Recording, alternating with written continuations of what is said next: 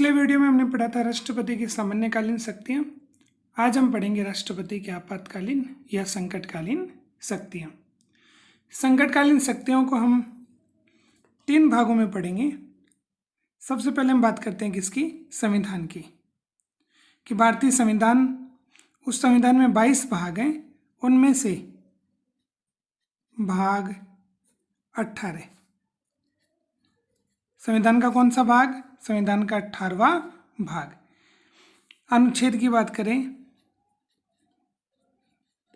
तो अनुच्छेद 352 से लेकर 360 तक किसका उल्लेख मिलता है? हमें राष्ट्रपति की आपातकालीन शक्तियों का उल्लेख मिलता है। अब पहले आपातकाल की हम बात कर लेते हैं। इसको बोलते हैं राष्ट्रीय आपातकाल। तो पहले वाले आपातकाल की बात करें, इसे हम बोलते हैं राष्ट्रीय आपातकाल। अगर अनुच्छेद की बात करें तो अनुच्छेद 352,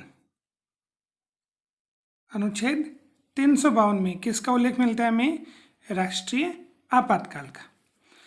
अब देखो, राष्ट्रीय आपातकाल किन परिस्थितियों में लागू होता है? तो मूल संविधान की पहले बात करते हैं। मूल संविधान, और मूल संविधान में 3 प्रावधान थे। या तो युद्ध हो जाए,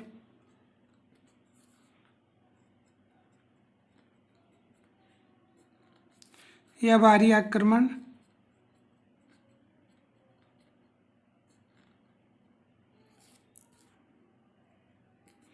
या फिर आंतरिक अशांति। तो मूल संविधान में ऐसी व्यवस्था कर रखी थी कि युद्ध हो जाए, या बाहरी आक्रमण हो, या फिर आंतरिक अशांति हो। इन तीनों परिस्थितियों में से कोई भी परिस्थिति अगर उत्पन्न हो रही है या होने की क्या हो, संभावना हो, तो ऐसी स्थिति में राष्ट्रीय आपातकाल की घोषणा संपूर्ण देश में, जैसे हम बात कर लें कि पूरे देश में, या फिर देश के जो प्रभावित हिस्सा है, ठीक है, उसमें राष्ट्रीय आपातकाल की घोषणा कौन करेगा? राष्ट्रपति।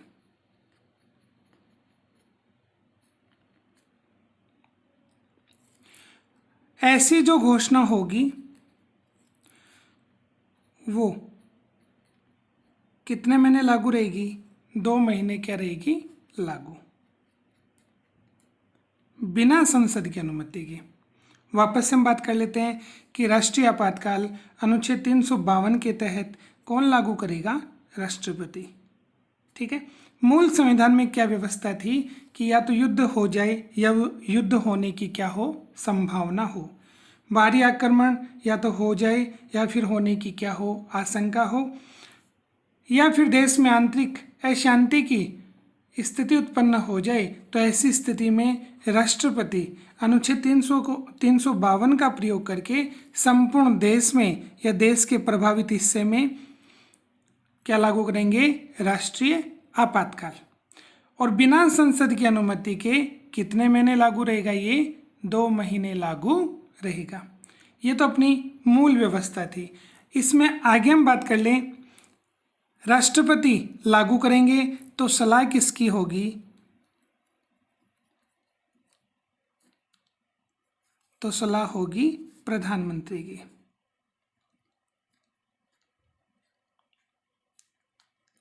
कि प्रधानमंत्री की सलाह पर कौन? राष्ट्रपति क्या लागू करेंगे? राष्ट्रीय आपातकाल। तो ये पहले मौखिक था,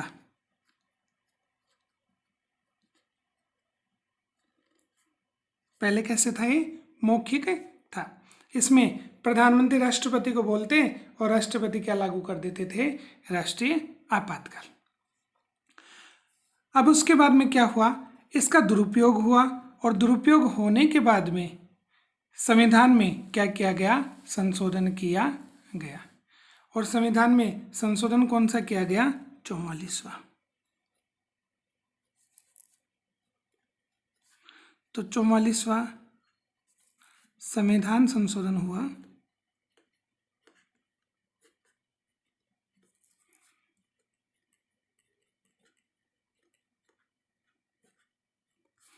और ये होता है 1978 में। तो 44वां संविधान संशोधन 1978 में। 12th की किताब में ये यहाँ पर 79 दे रखा है। अब इसमें कुछ प्रावधान जोड़े। क्या जोड़े, प्रावधान। किस में जोड़े, अनुच्छेद 352 में।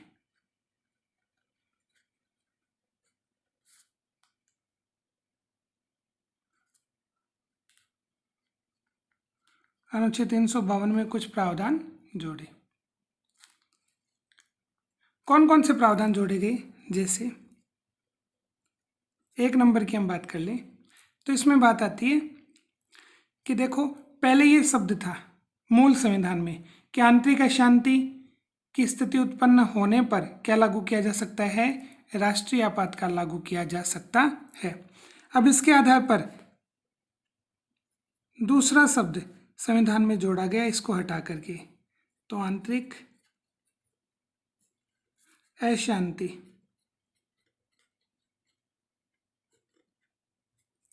आंतरिक अशांति शब्द को हटाकर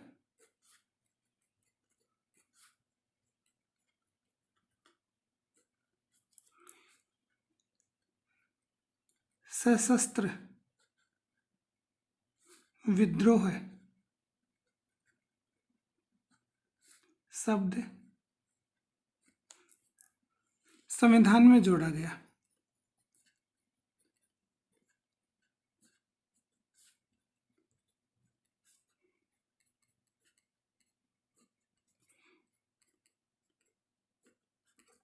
इसका मतलब क्या हुआ, इसका मतलब ये हुआ कि वर्तमान में अगर राष्ट्रीय आपातकाल लागू होगा तो उसमें 3 परिस्थितियां होंगी। एक तो युद्ध होगा, दूसरा बाहरी आक्रमण और तीसरा सशस्त्र विद्रोह है। तो ये जो सशस्त्र विद्रोह है इसको संविधान में हमने जोड़ा। कौन से संविधान संशोधन के माध्यम से, 44वें संविधान संशोधन के माध्यम से। इसका मतलब ये है कि आंतरिक अशांति शब्द के आधार पर आपातकाल लागू नहीं होगा। किसके आधार पर लागू होगा, उसके स्थान पर सशस्त्र विद्रोह की स्थिति उत्पन्न होने पर आपातकाल लागू किया जा सकता है। एक प्रावधान तो ये हमने जोड़ा। दूसरे प्रावधान की बात कर लें तो दूसरा प्रावधान ये था मंत्रिमंडल। मंत्रिमंडल की लिखित सिफारिश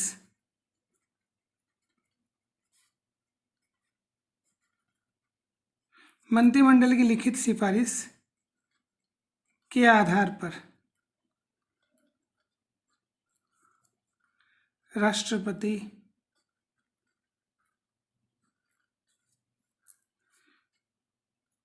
राष्ट्रीय आपातकाल की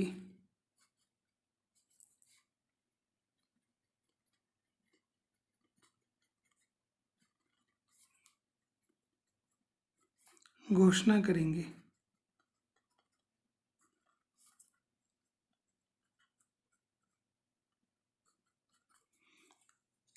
अब यहाँ पर सीधी सीधी बात किसकी आ गई, मंत्रिमंडल की, कि मंत्रिमंडल लिख करके देगा किसको, राष्ट्रपति को, और उसके आधार पर राष्ट्रपति क्या लागू करेंगे, राष्ट्रीय आपातकाल। इसका मतलब ये हुआ कि मौखिक आधार पर राष्ट्रीय आपातकाल लागू नहीं किया जाएगा।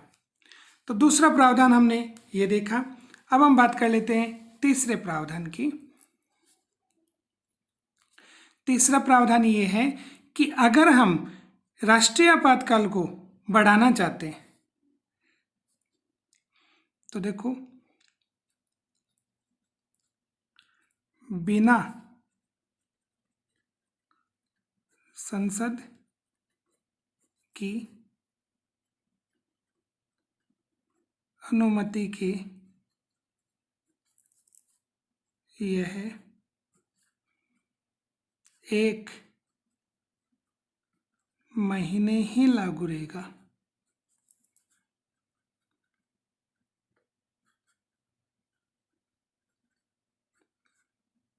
तो मूल संविधान में तो ऐसी व्यवस्था थी कि बिना संसद की अनुमति के 2 महीने लागू रखा जा सकता है किसको, राष्ट्रीय आपातकाल को। लेकिन 44वें संविधान संशोधन के माध्यम से ऐसा प्रावधान किया गया कि बिना संसद की अनुमति के अब इसे मात्र 1 महीने ही लागू रखा जा सकता है। संसद के पृथक पृथक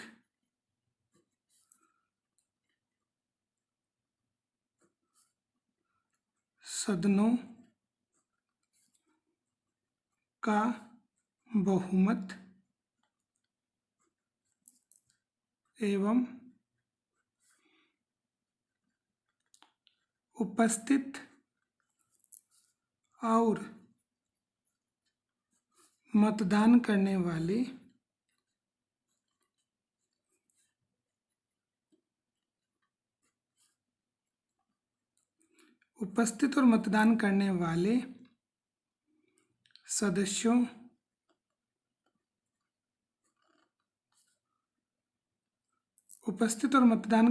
सदस्यों के 2/3 बहुमत से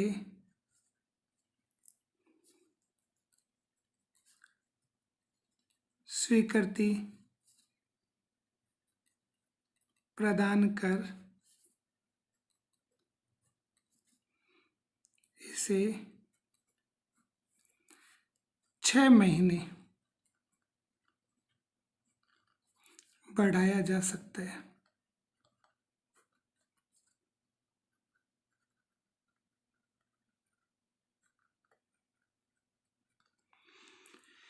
तो अगर हमें 2 महीने से, मूल संविधान में 2 महीने का प्रावधान था, फिर 44वें संविधान संशोधन के माध्यम से 1 महीने का प्रावधान कर दिया गया। अगर 1 महीने से हमें इसे ज़्यादा बढ़ाना है तो हमें किसका बहुमत चाहिए, हमें संसद का बहुमत चाहिए। संसद के 2 सदन है, लोकसभा और राज्यसभा, दोनों सदनों का बहुमत अलग अलग, और उसके बाद में वहाँ जो उपस्थित और मतदान करने वाले सदस्य हैं उनका कितना बहुमत चाहिए, 2/3 बहुमत। अगर ये हमें प्राप्त हो जाता है तो राष्ट्रीय आपातकाल को कितने महीने बढ़ाया जा सकता है, 6 महीने बढ़ाया जा सकता है। इस प्रकार से 6 महीने पर हम इसके समय में वृद्धि कर सकते हैं। तो संसद का कौन सा बहुमत चाहिए, विशेष बहुमत चाहिए। तो तीसरा प्रावधान तो ये हुआ। चौथे प्रावधान की हम बात कर लें, लोकसभा के साधारण बहुमत, लोकसभा के साधारण बहुमत के द्वारा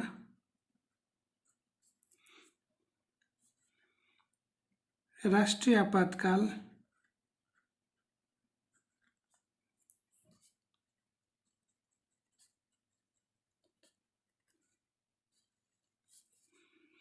को समाप्त किया जा सकता है।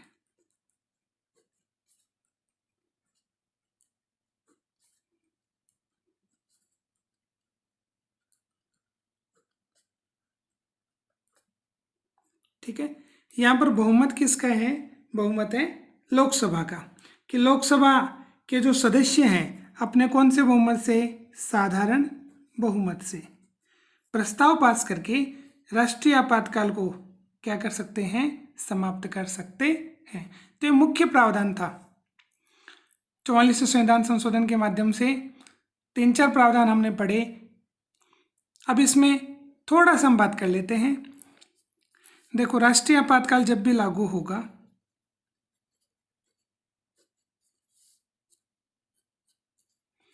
राष्ट्रीय आपातकाल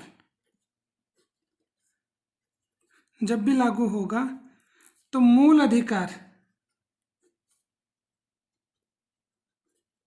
व्यक्ति को प्राप्त जो मूल अधिकार है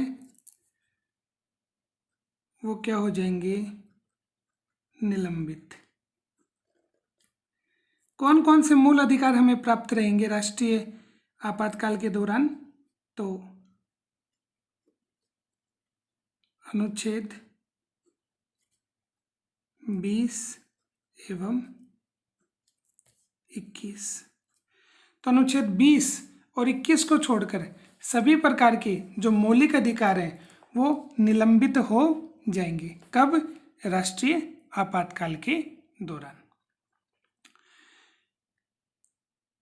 तो राष्ट्रीय आपातकाल में हमने देखा 352 के तहत राष्ट्रपति संपूर्ण देश में या देश के किसी हिस्से में राष्ट्रीय आपातकाल की घोषणा कर सकते हैं। मूल संविधान में बिना संसद की अनुमति के इसे 2 महीने लागू रखा जा सकता था। फिर 44वें संविधान संशोधन के माध्यम से 2 माह के स्थान पर इसे 1 माह लागू रखा जा सकता है।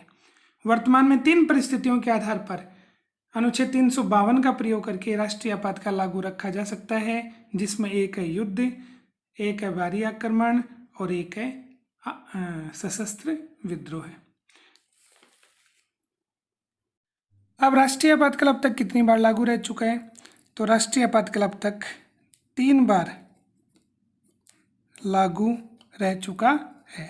पहली बार 1962 में, दूसरी बार 1971 में और तीसरी बार 1975 में। पहली बार लागू हुआ भारत चीन युद्ध के समय,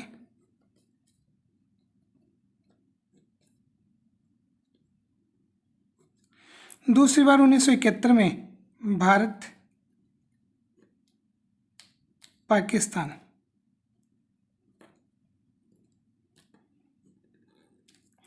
तो भारत पाकिस्तान युद्ध के समय दूसरी बार लागू रह चुका है। और तीसरी बार आंतरिक अशांति।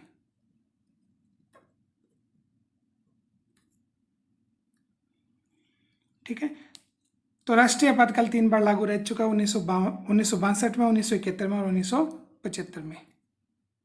352 के बाद में अगला जो अपना अनुच्छेद आता है वो अनुच्छेद 356 आता है।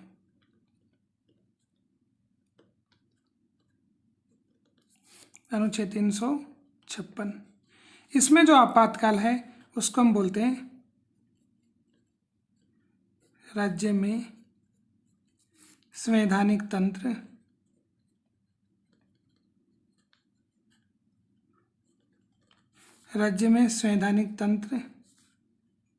की विफलता।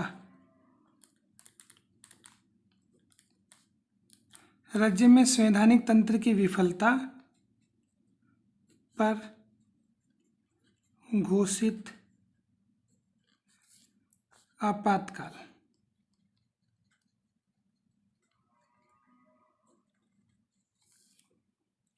तो राज्य में संवैधानिक तंत्र अगर विफल हो गए हैं तो 356 का प्रयोग करके आपातकाल लागू किया जा सकता है। इसे राष्ट्रपति शासन कहा जाता है। ये राष्ट्रपति शासन संविधान में इसका उल्लेख नहीं है, बल्कि इसको हम व्यवहार में क्या बोल देते हैं, राष्ट्रपति शासन। अब राष्ट्रपति शासन लागू कौन करेगा? तो नाम से पता लग रहा है हमें, राष्ट्रपति। ठीक है, राज्य में देखो संवैधानिक प्रमुख कौन होता है? तो राज्य का संवैधानिक प्रमुख होता है राज्यपाल। या तो राज्यपाल सिफारिश करे किसको? राष्ट्रपति को। तो राज्यपाल की सिफारिश पर राष्ट्रपति उस राज्य में क्या लागू कर सकते हैं? आपातकाल लागू कर सकते हैं। अगर राज्यपाल सिफारिश नहीं करे और राष्ट्रपति को समाधान हो जाए, विश्वास हो जाए कि इस राज्य में संवैधानिक तंत्र विफल हो चुका है, तो राष्ट्रपति अपने शक्ति के आधार पर उस राज्य में क्या लागू कर सकते हैं? राष्ट्रपति शासन लागू कर सकते हैं। अब इस राष्ट्रपति शासन की हम बात कर लें तो राष्ट्रपति शासन बिना संसद की अनुमति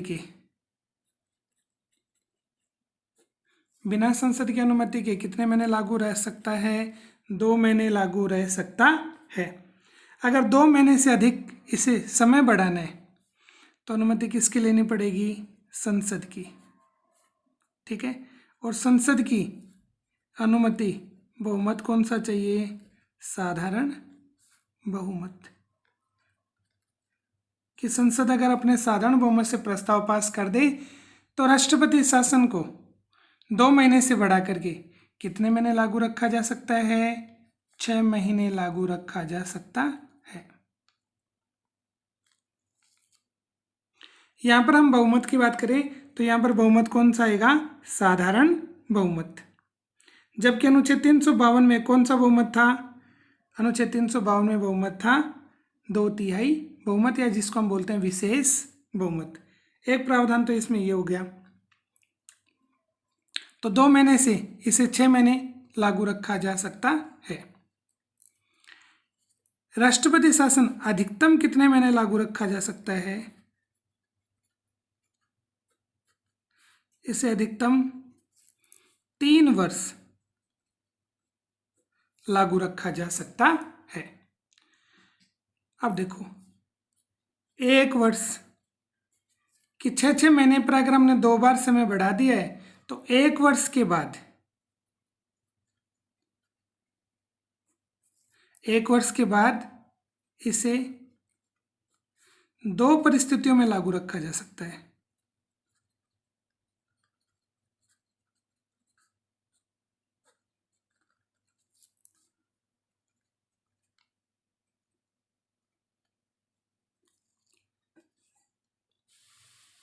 तो 1 वर्ष के बाद में इसे 2 परिस्थितियों के माध्यम से लागू रखा जा सकता है। नंबर 1, यदि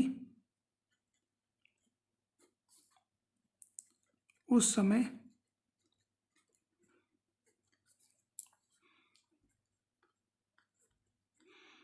राष्ट्रीय आपातकाल लागू हो। यदि उस समय राष्ट्रीय आपातकाल लागू हो, या फिर दूसरा प्रावधान ये है कि चुनाव आयोग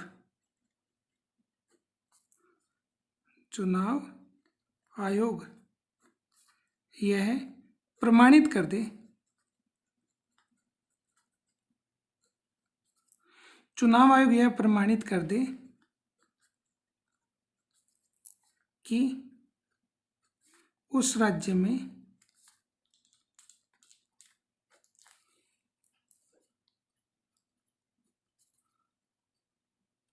चुनाव करवाना संभव नहीं है।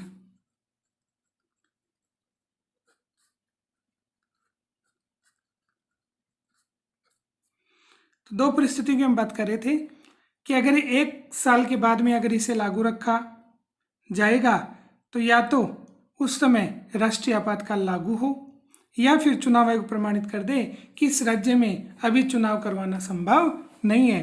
तो ऐसी स्थिति में अधिकतम कितने साल? 3 साल राष्ट्रपति शासन को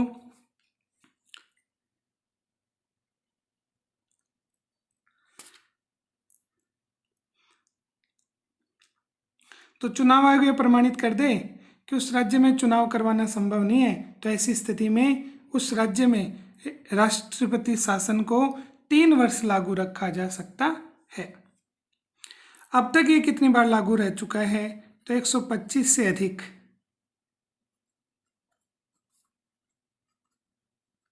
यह लागू रह चुका है। इसका हमेशा क्या होता है? दुरुपयोग।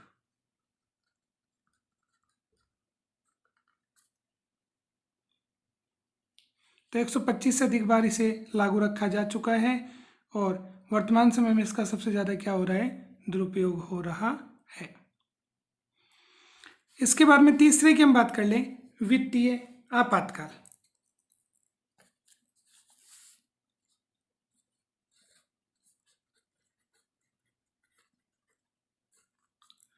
वित्तीय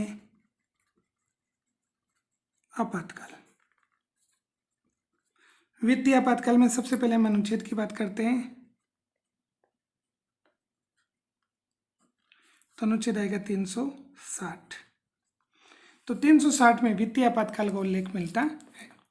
अब ये कब लागू होगा? तो वित्तीय साख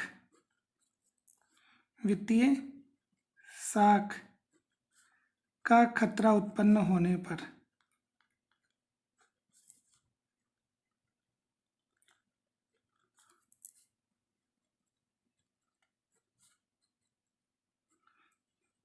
वित्तीय साख का जब खतरा उत्पन्न हो जाए, साख बोलते हैं ऋण को, तो वित्तीय संस्थाएं जो ऋण प्रदान करती हैं और वो ऋण अगर डूब जाता है, वापस प्राप्त नहीं हो पाता है, तो ऐसी स्थिति में वित्तीय साख का खतरा उत्पन्न हो जाता है। और ऐसी परिस्थिति में अनुच्छेद 360 का प्रयोग करके कौन? राष्ट्रपति।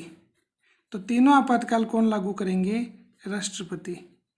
तो राष्ट्रपति संपूर्ण देश में वित्तीय आपातकाल की घोषणा कर सकते हैं। अभी तक ये कितनी बार लागू हुआ? तो अभी तक ये एक बार भी लागू नहीं हुआ।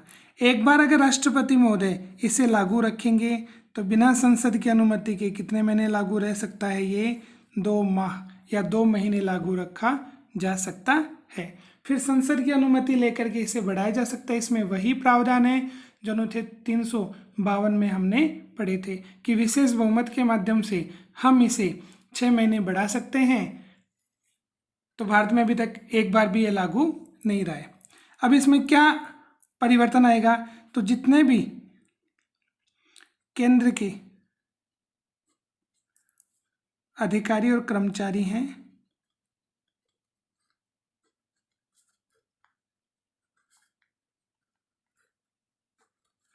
उनके वेतन में कटौती की जा सकती है।